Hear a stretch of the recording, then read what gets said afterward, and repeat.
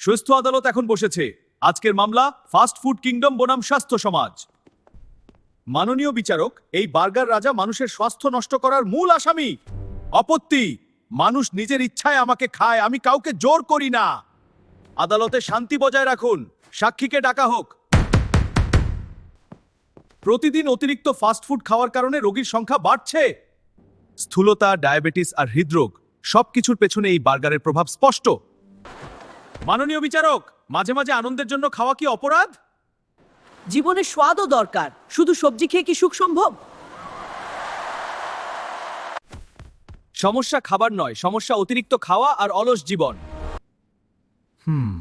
তাহলে দোষ শুধু একজনের নয়।